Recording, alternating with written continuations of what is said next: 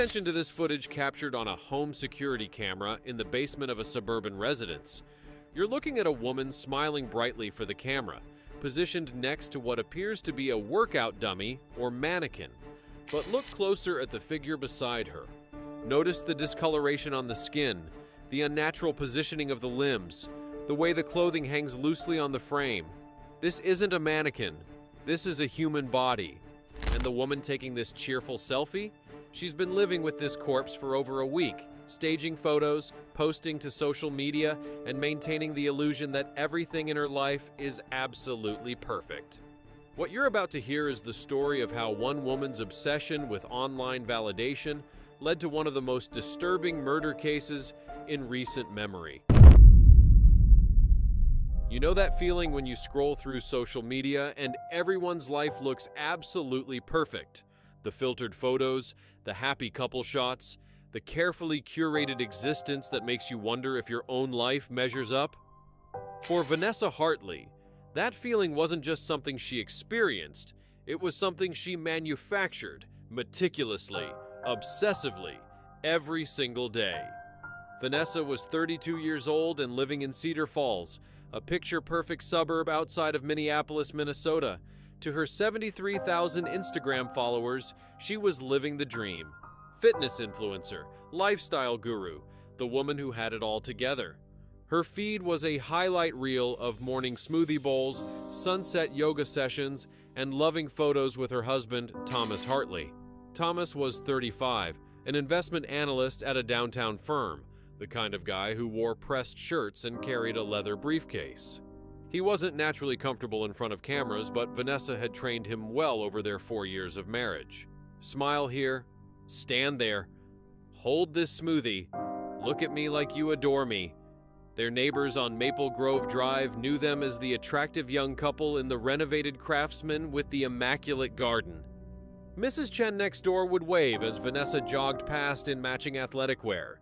The Johnsons across the street invited them to backyard barbecues, where Vanessa would inevitably pull out her phone for group photos that she'd later edit and post with captions about blessed friendships and community love.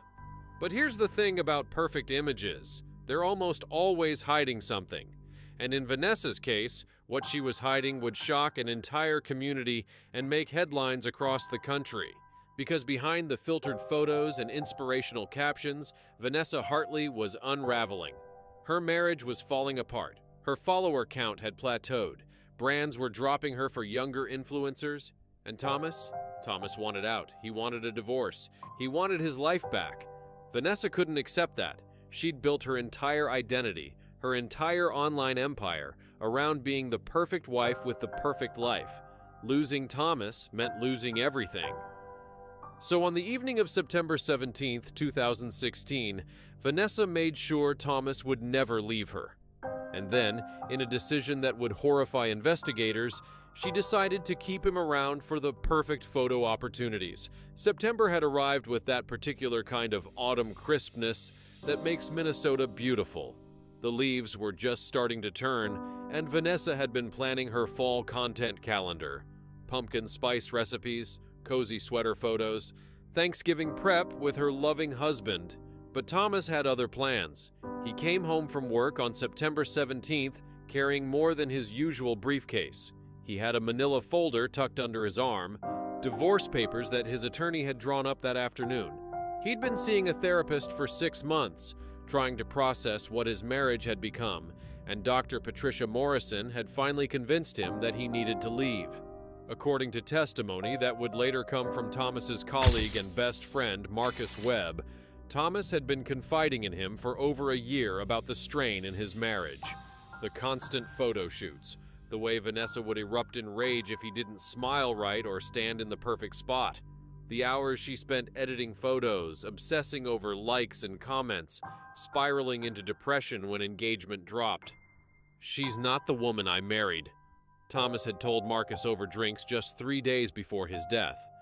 "Sometimes I think she cares more about the image of our marriage than the actual marriage itself." That evening of September 17th, Thomas walked through the front door around 6:30 p.m.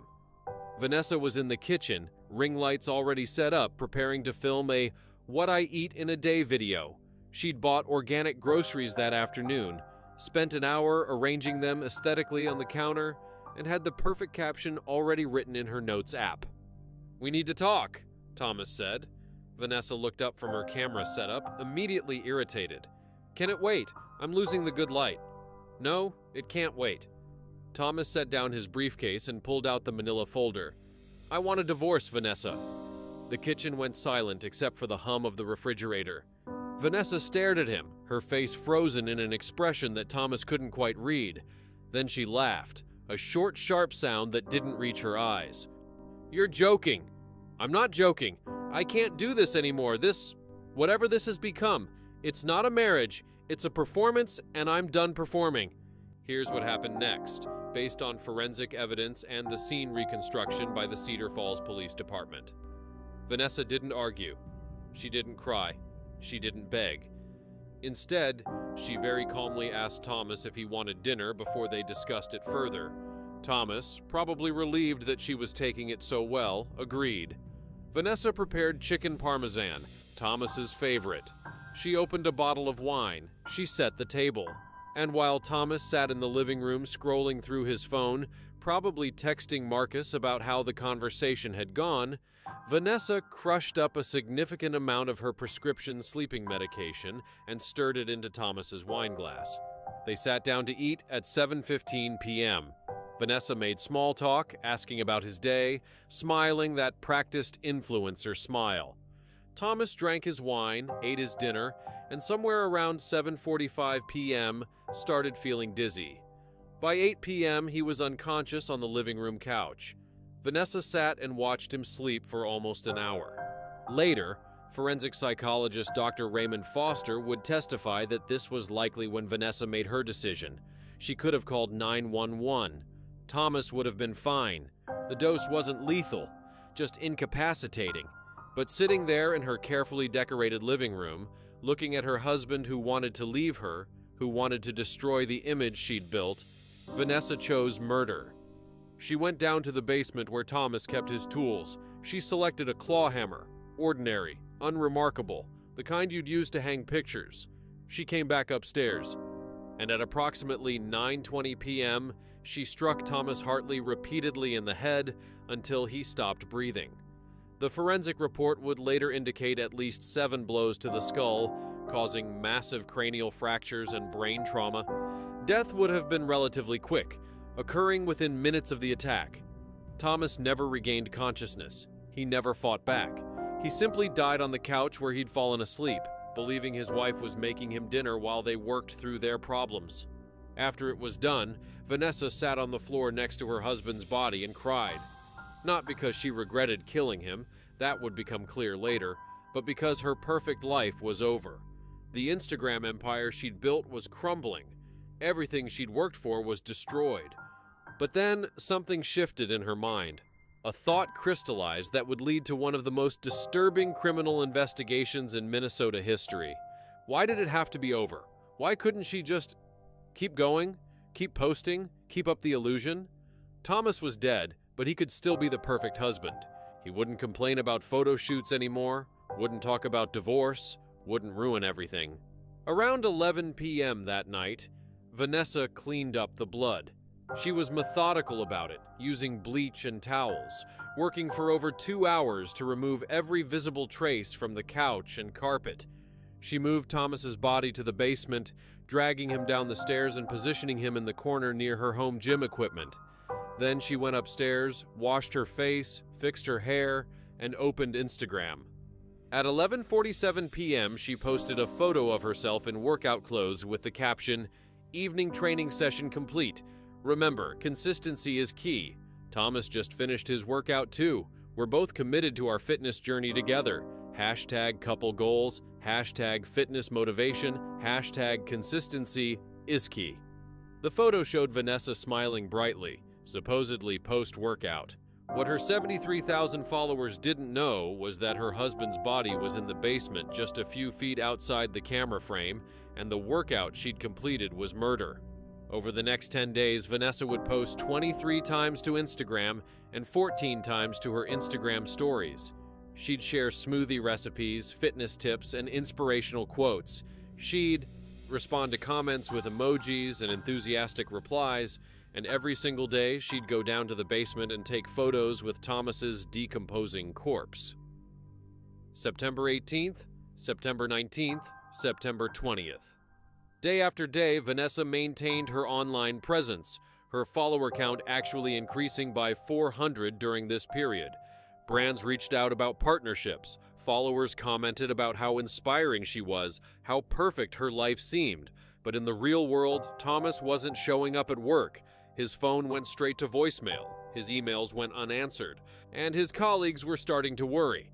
Marcus Webb called Thomas's phone 17 times over the first 5 days. He sent text messages. Nothing. On September 22nd, Marcus called Vanessa directly. "Hey Vanessa, it's Marcus. I can't reach Tom. Is everything okay?" Vanessa's voice was bright, cheerful, exactly the tone of her Instagram captions. "Oh, Marcus, yes, everything's fine. Thomas is actually taking some personal time. He needed a break from work. You know how stressful it's been. We decided to do a digital detox together. No phones, no computers, just quality time." Marcus thought it was odd. Thomas hadn't mentioned anything about time off, and a digital detox seemed out of character for someone who lived on his phone for work. But Vanessa sounded so normal, so unconcerned, that Marcus let it go for a few more days. Thomas's boss, Jennifer Richardson, was less understanding. On September 26th, when Thomas missed an important client presentation that had been scheduled for months, she called Vanessa herself. "Mrs. Hartley, Thomas hasn't been to work in over a week, and we haven't heard from him at all. This isn't like him. We're concerned."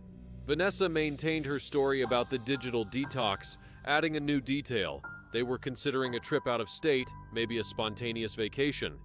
Jennifer, while frustrated about the work situation, had no reason to suspect anything sinister. People did quit jobs. People did have nervous breakdowns and disappear for a while. It happened. But Marcus Webb couldn't shake the feeling that something was wrong. Thomas wouldn't just vanish without telling him. They'd been friends since college. They talked almost every day. And that last conversation, about the divorce, about wanting out, it played on Marcus's mind. On September 27th, 10 days after Thomas's murder, Marcus drove to the Hartley residence on Maple Grove Drive. It was 6:30 p.m., the sun setting in that golden autumn way that makes everything look peaceful and normal. He rang the doorbell. Vanessa answered almost immediately, as if she'd been waiting. She was dressed in yoga pants and an athletic tank top, her hair in a high ponytail. She looked tired, but still camera-ready. "Marcus, what a surprise. I'm sorry to just show up, but I really need to talk to Tom. Can I see him?" Vanessa's smile didn't waver. "He's actually not here right now. He went for a run." "A run? I thought you guys were doing a digital detox and staying home?" A flicker of something, irritation, panic, crossed Vanessa's face, but she recovered quickly. "Well, yes, but he still goes out. He just doesn't take his phone. Very committed to the detox. Can I wait for him? I really need to talk to him about something important." "Actually, this isn't a great time. I was just about to film some content. Maybe you could come back tomorrow?" Marcus looked past Vanessa into the house. Everything looked normal, clean, organized. The same tastefully decorated home he'd visited dozens of times for dinner parties and game nights. But something felt off. He couldn't put his finger on it, but every instinct was screaming that something was wrong. "Vanessa, is Tom okay? Really?" Vanessa's expression hardened slightly. "Of course he's okay. Why wouldn't he be? He talked to me about some issues in the marriage before he disappeared." "He didn't disappear, Marcus. He's taking a break. We're working through things. It's really none of your business." Marcus left, but he wasn't satisfied. That night, he called Thomas's parents, who lived in Ohio. Robert and Linda Hartley hadn't heard from their son in 2 weeks either, which wasn't entirely unusual.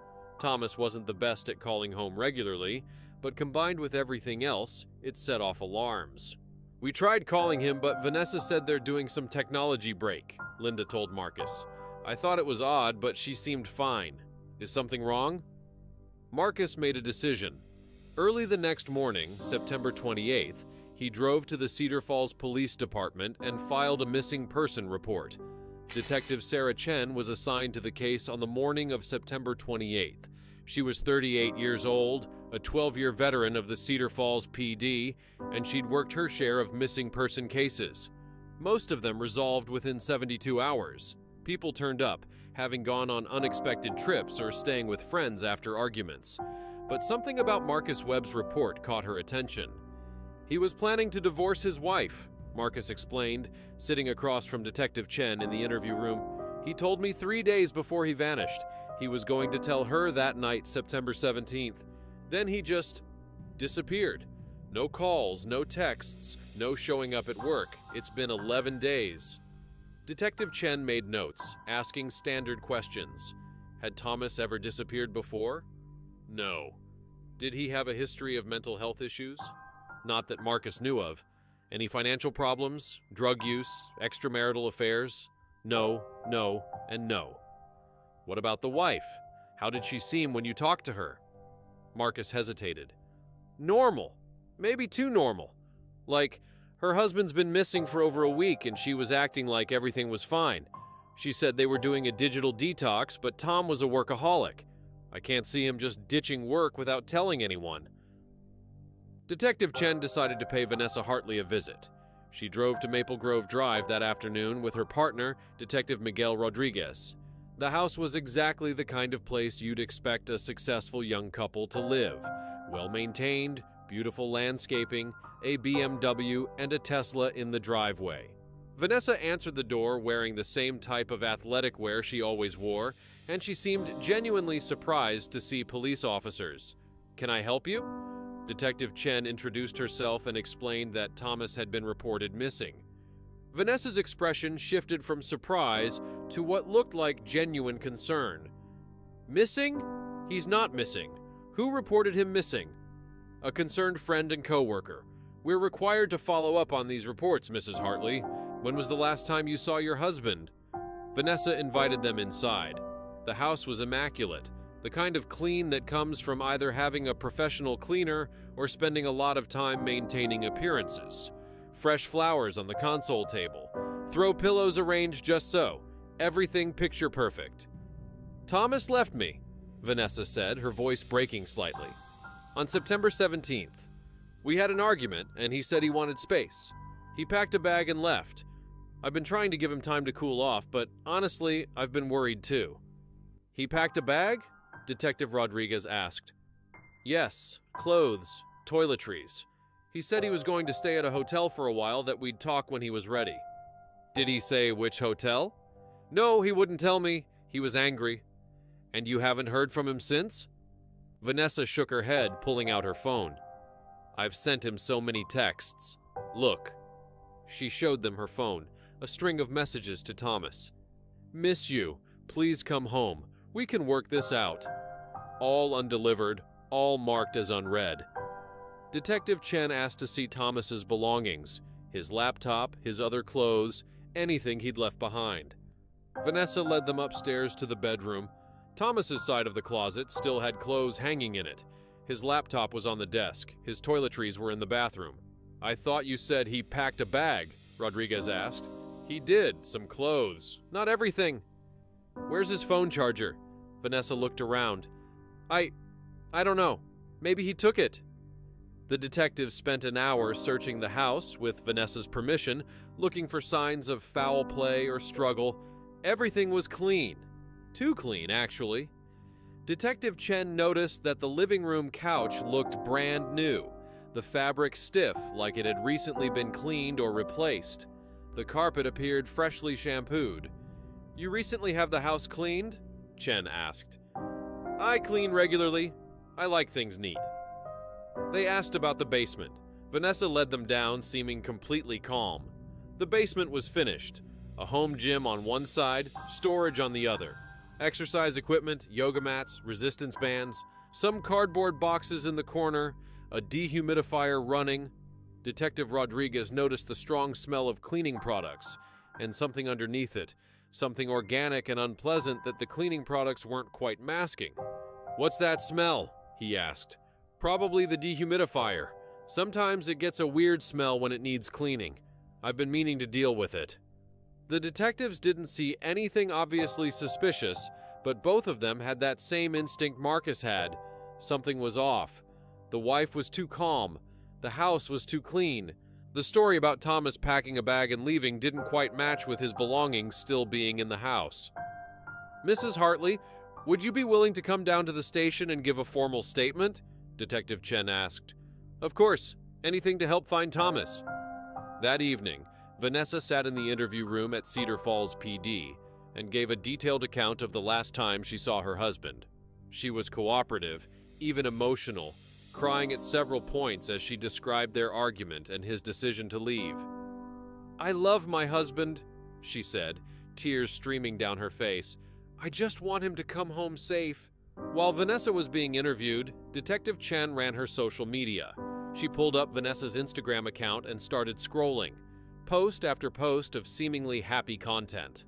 Workout videos, food photos, and several posts mentioning Thomas or showing them together. But here's what caught Chen's attention. On September 18th, the day after Thomas allegedly left, Vanessa had posted a photo of herself holding a smoothie with the caption, Thomas and I are trying this new green smoothie recipe. He's still skeptical, but I'm converting him slowly. On September 21st, date night prep. Thomas is taking me somewhere special tonight. He won't tell me where. #LuckyWife. On September 24th, lazy Sunday with my favorite person. Thomas and I are just relaxing at home, and it's exactly what we needed. Detective Chen felt a chill run down her spine. Either Vanessa was lying about Thomas leaving, or she was posting fake content to maintain appearances. Both options were concerning. She showed the post to Detective Rodriguez. Look at these timestamps. She's saying Thomas left on the 17th, but she's posting like they're still together, like he's still here. Could she be in denial? Posting old content? Maybe. Or maybe she's lying about something. They needed more. A missing person case without evidence of foul play wasn't enough to get a search warrant. They needed probable cause. Chen decided to dig deeper. Over the next 2 days, detectives interviewed Thomas's co-workers, his boss, his parents, and several of the Hartleys' neighbors. Everyone painted the same picture. Thomas was reliable, steady, not the type to vanish without explanation. And his marriage had been strained, with Vanessa's obsession with social media being a constant source of tension. Jennifer Richardson, Thomas's boss, provided records showing that Thomas hadn't accessed any of his work accounts since September 17th. His company credit card hadn't been used. His laptop showed no activity. His work phone was pinging from the last location it was on, near the Hartley residence, and had been off since the evening of September 17th. Then they got a break. Detective Rodriguez pulled security footage from the bank ATM closest to the Hartley house, hoping to catch Thomas making a withdrawal. What he found instead was even more interesting. On September 19th at 2:47 p.m., Vanessa Hartley was captured on ATM camera withdrawing $400 from Thomas's personal account. She used his debit card, which meant she had access to his wallet. If Thomas had left the house with a packed bag to stay at a hotel, why did he leave his wallet behind? Chen and Rodriguez brought Vanessa back in for another interview on October 1st. Mrs. Hartley, we have some questions about your husband's finances. Okay? You withdrew money from his account on September 19th, $400. Vanessa didn't hesitate. Yes, he asked me to. He called and said he needed cash. He called? Yes. From what number? You said you hadn't heard from him. A pause. Vanessa's expression flickered. From a friend's phone. He said his phone died. And he asked you to withdraw cash from his account rather than coming to get his wallet himself. Yes, he was embarrassed. He didn't want to see me yet. Where did you take the money? I left it in an envelope in the mailbox. He picked it up later that day. Did anyone see him pick it up? I don't know. I wasn't watching. The story was possible, but every instinct told Detective Chen that Vanessa was lying. The problem was proving it. They needed something concrete, evidence of a crime, proof that Thomas hadn't left voluntarily. Chen decided to get a warrant for Thomas's phone records and financial accounts. What they found raised even more red flags. Thomas's phone had been turned off at 9:43 p.m. on September 17th and never turned back on. His last text message was to Marcus Webb at 6:17 p.m., telling her tonight, "Wish me luck." His credit cards hadn't been used. His bank account hadn't been accessed except for Vanessa's withdrawal. It was like Thomas Hartley had simply ceased to exist at approximately 9:43 p.m. on September 17th.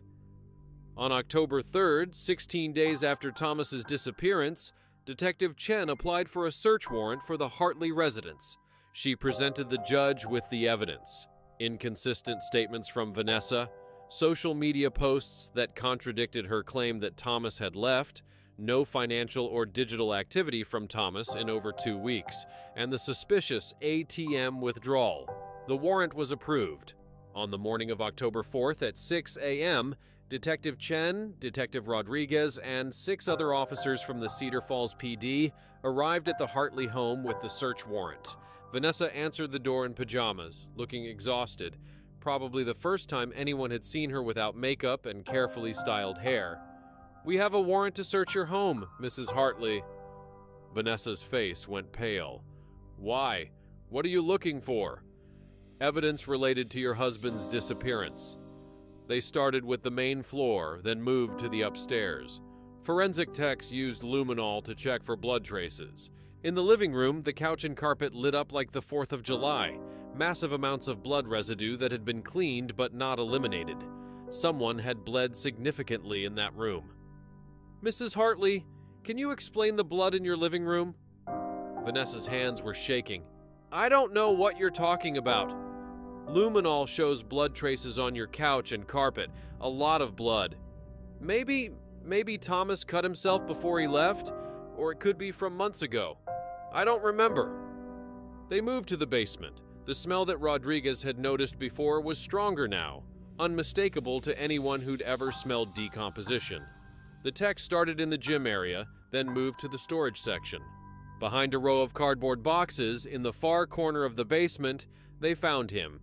Thomas Hartley was sitting propped against the wall, his body in advanced stages of decomposition. He was dressed in the same work clothes he'd worn on September 17th, pressed shirt, slacks, his wedding ring still on his finger. The head trauma was immediately visible, even in the state the body was in. Massive fractures to the skull, dried blood matting his hair. But what made every officer in that basement feel sick was the setup around the body. Ring lights were positioned on either side. A portable camera tripod stood nearby, and scattered around the corpse were props, a yoga mat, some weights, a water bottle, like someone had been staging photo shoots. Detective Chen turned to look at Vanessa, who had followed them down to the basement. The woman's face was completely blank, emotionless, as she stared at her husband's decomposing corpse. "Vanessa Hartley, you're under arrest for the murder of Thomas Hartley." Vanessa didn't respond. She just kept staring at Thomas's body, and after a long moment she whispered, "He was supposed to be perfect now. He was supposed to stop complaining." The investigation that followed Vanessa's arrest became one of the most bizarre cases the Cedar Falls Police Department had ever handled, because what they discovered on Vanessa's phone and computer revealed a level of detachment from reality that stunned even seasoned detectives. Forensic digital analyst Kevin Park was assigned to examine all of Vanessa's devices, her phone, laptop, and camera equipment. What he found would become crucial evidence in the prosecution's case. First, the photographs. Vanessa had taken over 200 photos with Thomas's corpse over the 10-day period between his murder and the police search. The images were time-stamped and geotagged, providing an exact timeline of her activities. September 18th, 7:23 a.m. Vanessa photographed herself in the basement with Thomas's body positioned to look like he was spotting her while she did squats. The caption she'd written but not posted: "Workout buddies for life. Thomas always has my back." September 19th, 2:15 p.m. She'd moved the body to the home gym area and photographed it sitting on a weight bench while she posed doing bicep curls. The decomposition was already visible in the photo, but Vanessa had used filters and editing to try to minimize it. September 21st, 6:30 p.m. The body was positioned near the basement stairs with Vanessa next to it, both of them holding protein shakes. The caption, "Evening protein after a great couple's workout. #FitnessCouple. #motivation."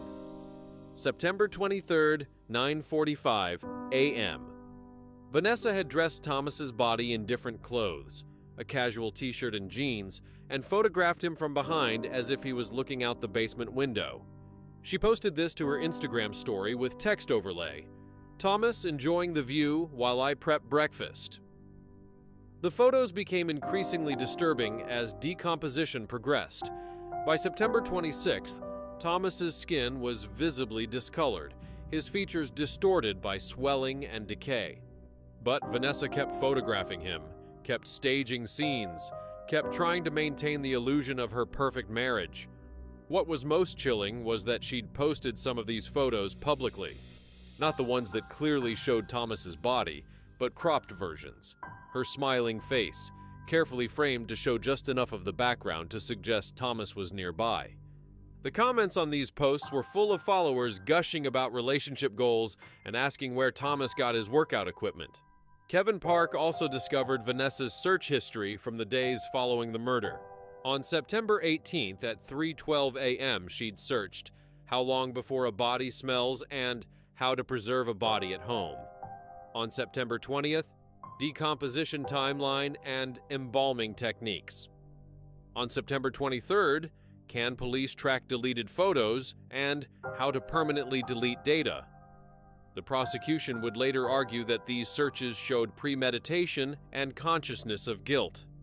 Vanessa knew what she'd done was wrong, but she was more concerned with managing the practical problems of living with a corpse than with the moral implications of murder. Detective Chen interviewed Vanessa 3 times after her arrest.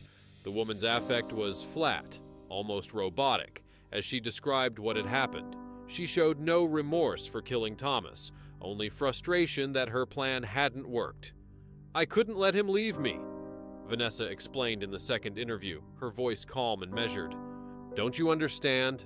My entire brand was built around being the perfect wife. The woman who had it all, the career, the marriage, the lifestyle. If Thomas divorced me, I'd lose everything. The followers, the sponsorships, the respect. People don't follow divorced influencers, they follow happy couples." "So you killed him?" Detective Chen asked. "I didn't plan to, but after I drugged him, after he was unconscious on the couch, I realized this was my opportunity. He'd been so difficult, so resistant to being part of my content, always complaining about the photos, about having to smile for the camera, about how much time I spent on social media. But if he was dead, he couldn't complain anymore. He could be exactly what I needed him to be." "And the photos? Why did you keep taking photos with his body?" Vanessa looked at Detective Chen like the question was stupid. "Because my followers expected content. I couldn't just stop posting. People would ask questions. The algorithm would drop me. I had to maintain consistency." "You understand that your husband was dead, right? That you were photographing a corpse?" "Of course I understand. But he looked fine in the photos. With the right angles and filters, he looked completely normal. Nobody could tell." Forensic psychologist Dr. Raymond Foster evaluated Vanessa for competency to stand trial. His report, which would be presented in court, diagnosed her with severe narcissistic personality disorder with psychotic features and depersonalization disorder.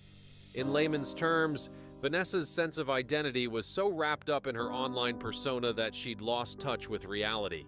She genuinely seemed to believe that maintaining her Instagram image was more important than her husband's life.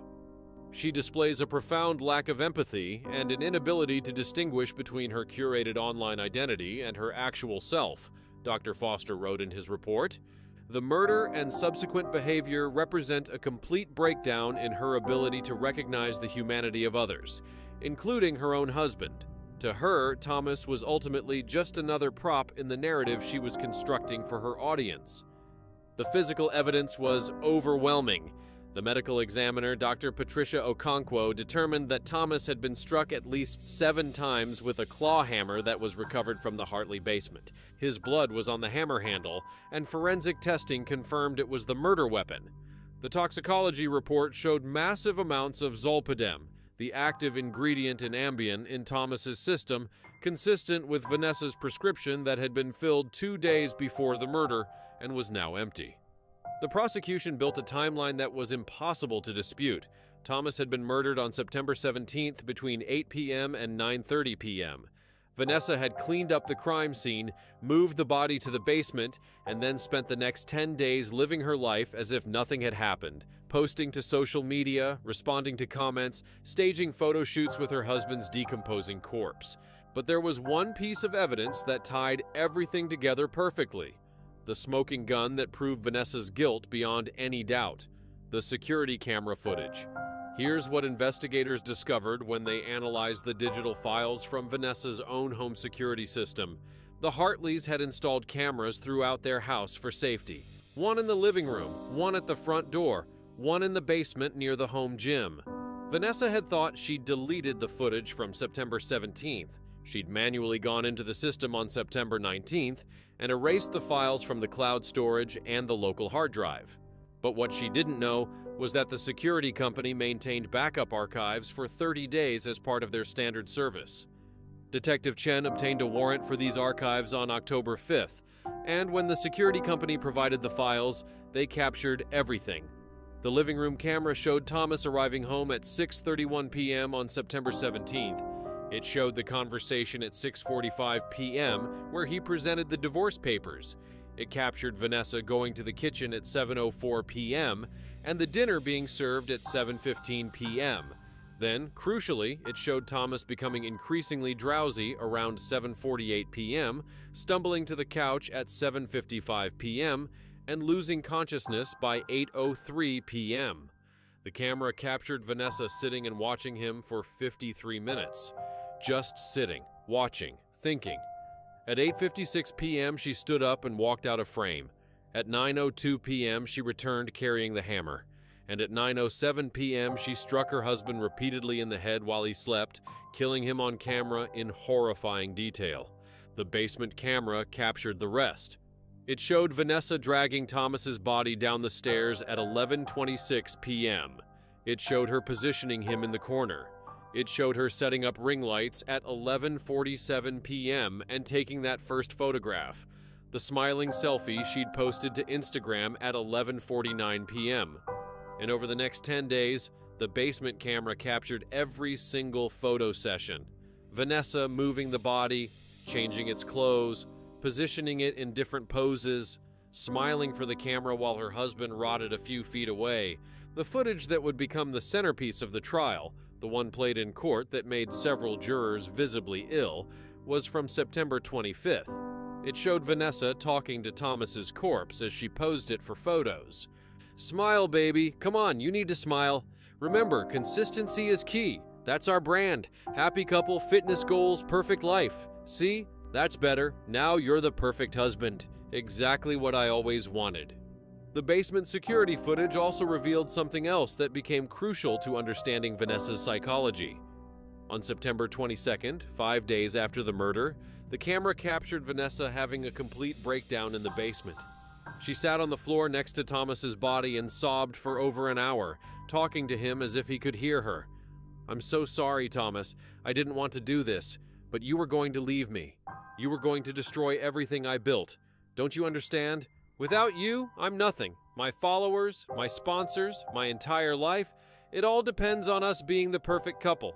I couldn't let you take that away from me." Then, after the tears stopped, she stood up, wiped her face, adjusted her hair, and took another smiling photo with his corpse. This footage would be used by both the prosecution and defense, the prosecution to show consciousness of guilt, the defense to demonstrate mental instability. But either way, it painted a picture of a woman who understood what she'd done, but couldn't reconcile it with her need to maintain her online image. Forensic analysts also discovered that Vanessa had been researching crime scene cleanup and body disposal methods, but had ultimately decided against moving Thomas from the house. According to her interview transcripts, she feared that disposing of the body would mean losing her ability to stage couple photos, which would eventually raise questions from her followers about why Thomas never appeared in her content anymore. "I thought about it," she told Detective Chen.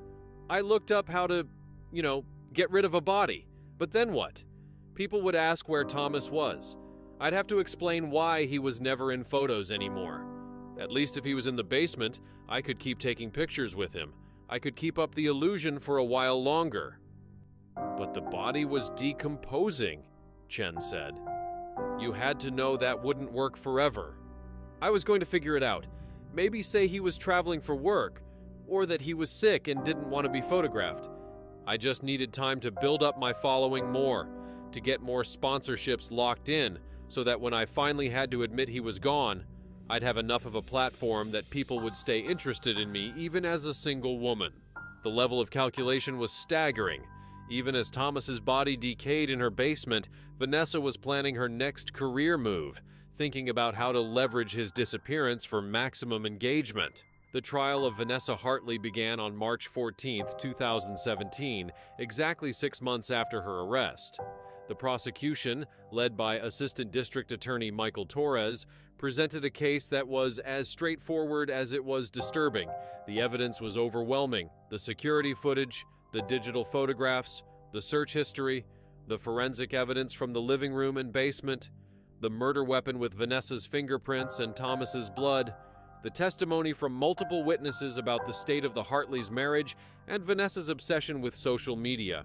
The defense, led by attorney Patricia Monroe, attempted to argue that Vanessa was insane at the time of the murder, that her mental illness had robbed her of the ability to understand what she was doing or to distinguish right from wrong. They called Dr. Raymond Foster to testify about her narcissistic personality disorder and her detachment from reality, but the prosecution countered with the evidence of premeditation, the crushed sleeping pills, the cleanup of the crime scene, the deliberate deletion of security footage, the calculated deception in her statements to police and Thomas's colleagues. These weren't the actions of someone who didn't understand what they'd done. These were the actions of someone trying desperately to cover up a crime. A DA Torres's closing argument was devastating. He played clips from the security footage, showed the photographs Vanessa had taken, and read excerpts from her social media posts during the 10 days she'd lived with Thomas's corpse. Ladies and gentlemen of the jury, what you've seen and heard in this trial is not the story of someone who lost touch with reality in a moment of passion. This is the story of a woman who valued her online image more than her husband's life, who killed him not because she was afraid of him, not because she was in danger, but because he threatened the illusion she'd created. And then, in perhaps the most chilling aspect of this case, she used his dead body as a prop to maintain that illusion. Vanessa Hartley knew exactly what she was doing. She planned it, she executed it, she tried to cover it up, and when she was caught, she showed no remorse, because to her, Thomas Hartley wasn't a person. He was content, and even in death, she tried to exploit him for likes and follows. The jury deliberated for less than 4 hours. On March 28, 2017, they returned a verdict, guilty on all counts. The judge, the Honorable Margaret Chen, sentenced Vanessa to life in prison without the possibility of parole. At the sentencing hearing, Thomas's parents, Robert and Linda Hartley, gave victim impact statements that brought the entire courtroom to tears. "Our son was a good man," Robert said, his voice breaking. "He was kind, generous, hardworking. He deserved a partner who loved him for who he was, not for what he could do for her image. He deserved to grow old, to have children, to live the life he'd planned. Instead, he was murdered by the woman he trusted most in the world, and his body was desecrated in a way that defies comprehension." We'll never understand how Vanessa could do what she did, how she could live with his body for 10 days, taking pictures, posting to social media, pretending everything was fine. Our son deserved so much better than this. Linda Hartley addressed Vanessa directly. "You stole our son from us. You took away his future, his dreams, his very humanity. And for what? For followers? For likes? For an image? I hope you spend every day in prison thinking about what you've done. And I hope you eventually realize that those followers, those likes, that perfect image you killed for, none of it was real.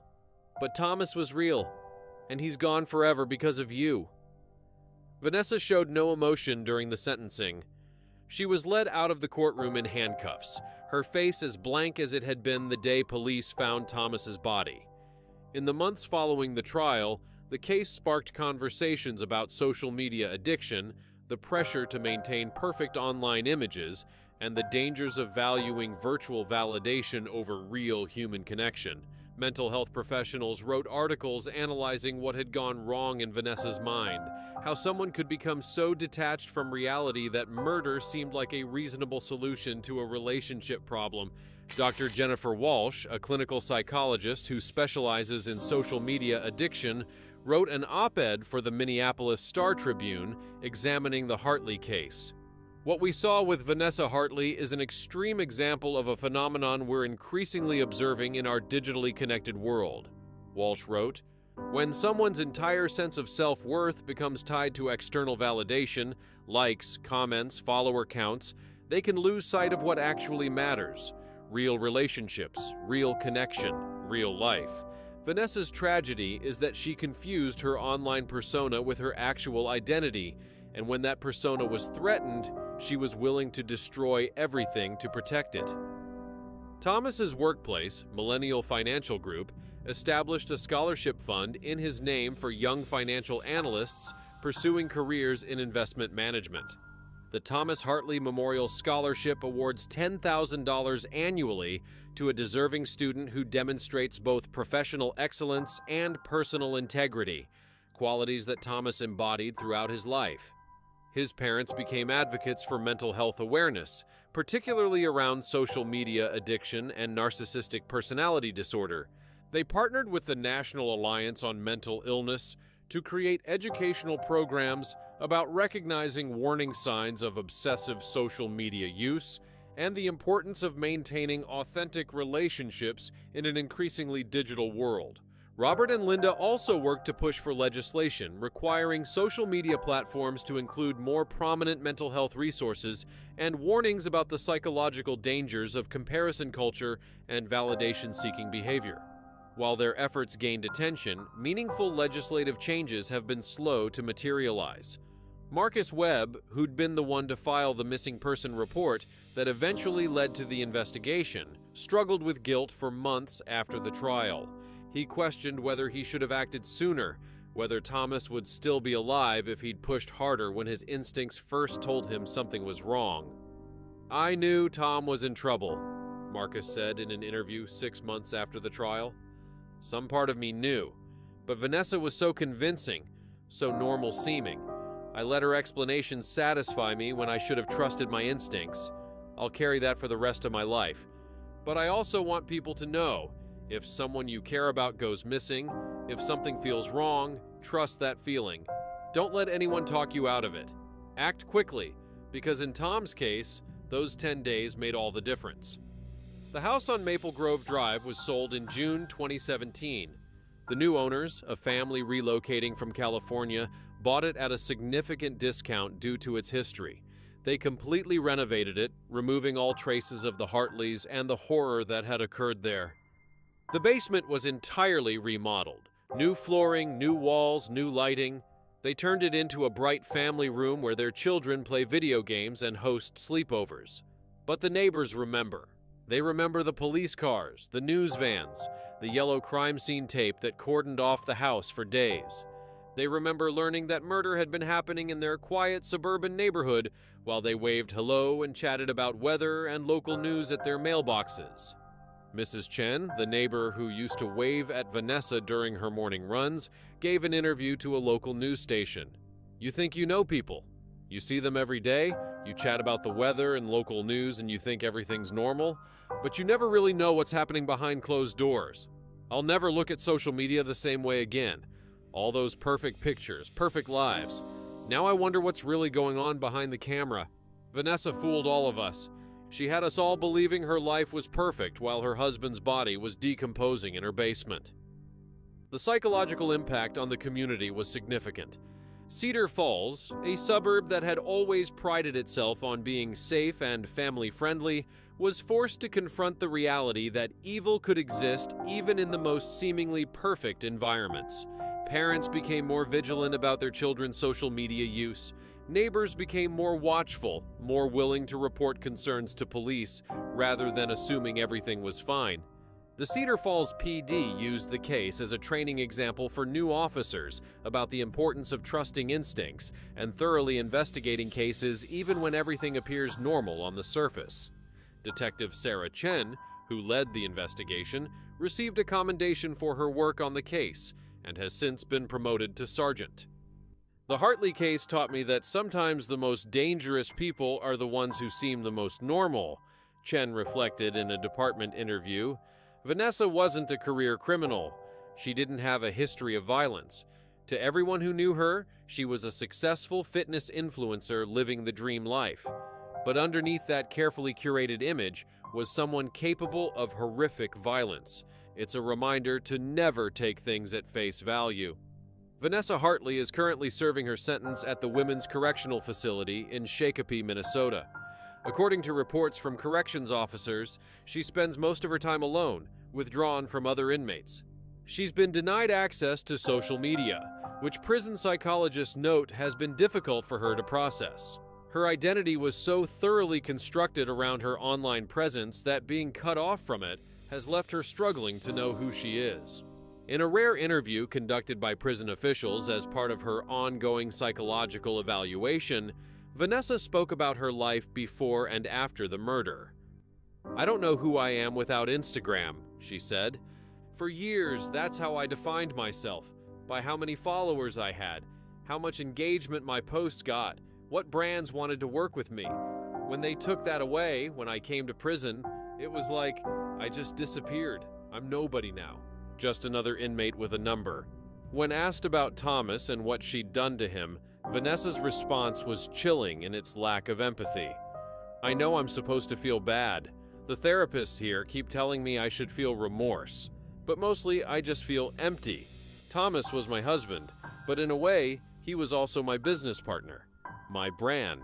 When he wanted to leave, he was essentially destroying my livelihood. I reacted to protect what I'd built. I understand now that was wrong, but I still can't really feel it, if that makes sense." It doesn't make sense to most people, but to forensic psychologists who study narcissistic personality disorder, Vanessa's responses are textbook examples of someone who lacks the capacity for genuine empathy and remorse. Thomas's Instagram account, maintained by his parents as a memorial, has more followers now than when he was alive, currently sitting at over 150,000. People leave comments remembering him, expressing sympathy for his family, and condemning what happened to him. It's a strange kind of irony. In death, Thomas became part of the very social media world he'd grown to hate. His parents post occasionally, sharing memories of Thomas's life, photos from his childhood, and updates about the scholarship fund and advocacy work they do in his name. They've used the platform to reach young people about the dangers of social media addiction and the importance of valuing authentic relationships over curated images. "Thomas would probably laugh at the irony," Linda posted on the first anniversary of his death. "He hated social media. He thought it was fake, that it was ruining real human connection, and now we're using it to honor his memory and try to prevent other families from experiencing what we've gone through. But if it helps even one person recognize the warning signs of an unhealthy relationship with social media, if it saves even one life, then maybe there's some purpose in this tragedy." Vanessa Hartley was convicted of first-degree murder, premeditated, abuse of a corpse, obstruction of justice, making false statements to law enforcement. She received a sentence of life in prison without the possibility of parole for the murder charge, with additional consecutive sentences for the other charges totaling 15 years. Thomas Hartley was 35 years old when he died. He'd wanted to be a father someday. He'd talked about retiring early and traveling. He'd dreamed of a quieter life, away from cameras and carefully curated images. He wanted authenticity in a world that increasingly valued performance over truth. Instead, his life was cut short by someone who couldn't see past their own reflection in a phone screen. Someone who valued likes more than love, followers more than family, and image more than the actual human being standing in front of her. This case stands as a stark reminder that behind every perfect post, every filtered photo, every carefully crafted online image, there are real people with real struggles, and sometimes the pressure to maintain that perfection can lead to unthinkable tragedy, but it also reminds us of the importance of community, of people like Marcus Webb who trusted their instincts and refused to accept convenient explanations when they knew something was wrong. Of detectives like Sarah Chen who looked beyond the surface and followed the evidence wherever it led. Of parents like Robert and Linda who turned their grief into advocacy and purpose. Thomas Hartley deserved better than to become content. He deserved to be seen, truly seen, as a human being with hopes and fears and dreams. He deserved a partner who valued him for who he was, not for what he could do for her brand. He deserved to live the life he'd planned, to grow old, to have children, to find happiness on his own terms. May his memory be a reminder to all of us to value real connection over virtual validation, to see the people in our lives as more than supporting characters in our personal narratives, and to remember that no amount of likes or follows is worth sacrificing our humanity. Rest in peace, Thomas Hartley. You were more than a prop. You were a son, a friend, a colleague, a human being who mattered, and you will always be remembered.